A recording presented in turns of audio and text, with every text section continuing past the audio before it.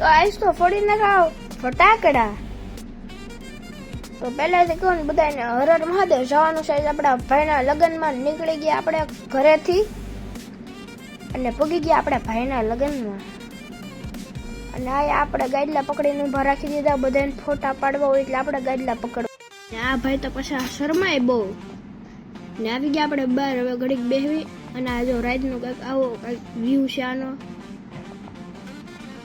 તો હવે કરવાની છે આપણે વરરાજાભાઈની એન્ટ્રી કરી નાખવી ફટાકડા.